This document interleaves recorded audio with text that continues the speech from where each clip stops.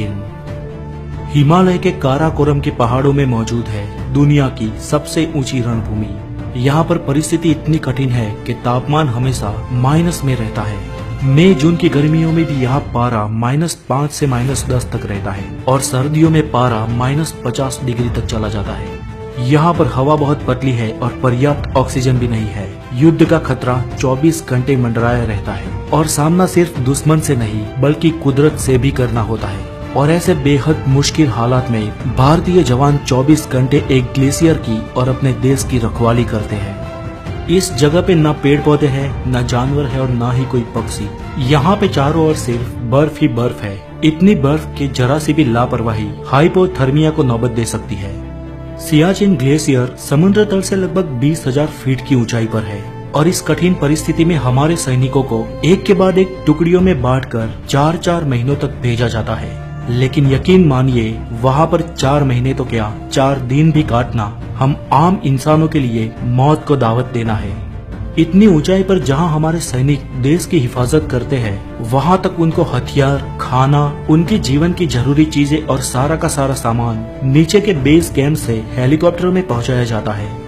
हर सुबह 8 बजे से 11 बजे के बीच एक के बाद एक हेलीकॉप्टरों की परेड लगती है जिसमें ग्लेशियर की ऊंचाई पे मौजूद सैनिकों को सामान पहुंचाने की कार्यवाही हर दिन की जाती है।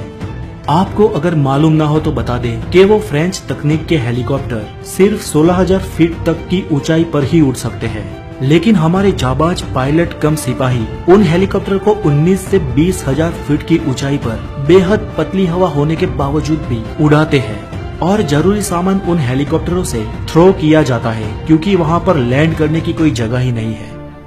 यहाँ तक आप अगर चौंके नहीं है तो आगे सुनिए। जब इन हेलीकॉप्टरों से सामान फेंका जाता है तो इनमें खाने की चीजें भी होती है, जिसमें जो आलू होते हैं वो हेलीकॉप्टरों से फेंकने के बाद नीचे गिरते वक्त एक सब्जी के रूप में से एक पत्थर या स्टोन के रूप में परिवर्तित हो जाते हैं। उसे अगर आप हाथ में पकड़ोगे तो लगेगा कि आलू जैसा एक आरस का टुकड़ा पकड़ा है। ग्लेशियर के ऊपर बसे हमारे जवान कहते हैं कि इस आलू को पकाकर खाने लायक बनाने में कुकर में कम से कम 19 से 20 सीटियां बजानी पड़ती है, तब जाके वो आलू खाने लायक बनता है। आप इस बात से ही वहाँ की परिस्थिति का अंदाजा लगा सकते हैं। हमारे जवानों को वहाँ पर सबसे बड़ा खतरा हिमस्खलन का भी रहता है और आज तक उसमें सैकड़ों जवानों की जान भी गई है। लेकिन कुछ जवान ऐसे भी है जो वहाँ के खतरों का सामना करके भी जिंदगी से लड़ रहे हैं। एक 24 साल की उम्र के मेजर जब इस ग्लेशियर पे अपनी ड्यूटी बजा रहे थे तब वहाँ पर बर्फ का भयंकर तूफान आया था और अनफॉर्चुनेटली उन मेजर की उंगलियां शून्य होने लगी। उनकी खबर तुरंत नीचे बेस कैंप तक पहुँचाई गई, लेकिन भयंकर तूफान के कारण हेलीकॉप्टर नहीं उड़ पाए।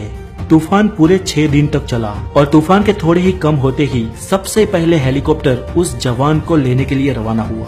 उनको तुरंत नीचे लाया गया और दिल्ली के हॉस्पिटल में दाखिल किया गया, लेकिन देर इतनी हो गई थी कि उनका एक हाथ और एक पांव काटना पड़ा। लेकिन दिल को हिला देने वाली बात समझिए दोस्तों, जब वो स्वस्थ हुए तो उनके जज्बे में 1% की भी कमी नहीं आई और ना ही उन्होंने फौज को छोड़ा और ना ही हमारी फौज ने उन्हें छोड़ा।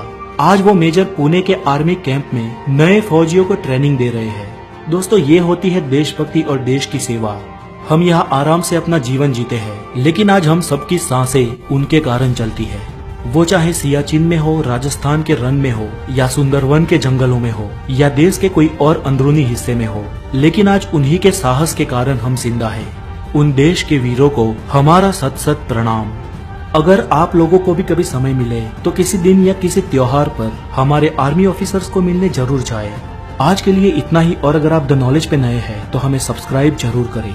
आपकी और जवानों की शुभकामनाओं के साथ फिर मुलाकात होगी। वंदे मातरम, जय हिंद।